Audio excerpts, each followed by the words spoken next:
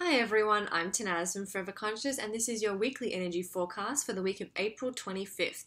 So last week we had the Scorpio full moon, and this full moon activated the eclipses that we had in March. So if you felt this full moon pretty strong, it's probably because the eclipse was being activated for you. So you may want to go up and read up about the eclipses, but essentially eclipses help us to bring endings. They help us to highlight things that need to be shifted and changed in our life.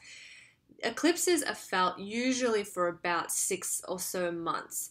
However, they can also be felt most strongly, and this is basically what happens majority of the time, is that they're felt most strongly the month before, the month of the eclipse, and the month after the eclipse. And so that was April. So if you felt last week's full moon pretty strong or are still feeling it, you're probably dealing with some eclipse energy in there. This week we also have Mercury going retrograde on the 28th.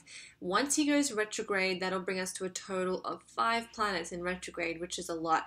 Retrograde energy is really about going back, looking over things, and reflecting on the past. It's not about bringing anything new. It's a time to go within and reflect. And you may have already been feeling that energy because, like I said, we have currently 4 planets retrograde, and then we'll have one more at the end of this week when Mercury goes retrograde. Or actually in a couple of days. It's the 25th and he goes retrograde on the 28th. So where does that leave this week? This week is all about simplicity, bringing simplicity into your life and trying to simplify things that come into your world. When we do that, the solutions become simpler and life tends to have an even flow to it. So how can you bring simplicity into your life? Firstly, we often complicate things because we get too involved in our surface level emotions. Surface level emotions are the emotions that kind of bubble on the surface. They usually are anxiety, stress, anger, frustration, all of those surface level emotions that tend to influence where we act from. And if we can work on taming those emotions, those surface level emotions, and going within, feeling them, then dropping a little bit deeper into them, often we can find the root or the core of where we're really coming from. Now that may not sound too simple, in fact that sounds like a lot of work, but when you can kind of understand that that surface level emotion is just a surface level emotion, it kind of helps you to break through it and work out how you can view things simpler. It kind of makes the surface level emotion feel like it's not really necessary anymore. And that in turn can bring more simplicity into your life. I don't want to complicate things too much. In fact, I want this to be simple. So an easier way than all of that is to use the mantra, "Is that so?"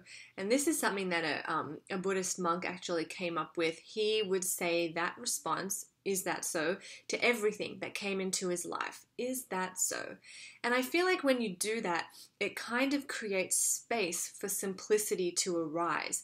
Of course, we can't all, well, maybe we can. I don't know if it's 100% realistic to move through life with the zen of a Buddhist monk. I mean, it probably is, but maybe for the average person, it's a little tricky. But if you can make room in your life for this mantra, "Is that so?"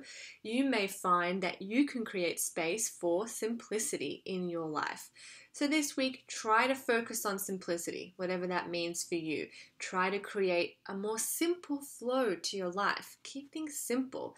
Life is not meant to be complicated. We complicate it when we get too up in our head and too up in those surface level emotions. So take it easy, take it slow, and this week, leave room for the mantra, "Is that so?"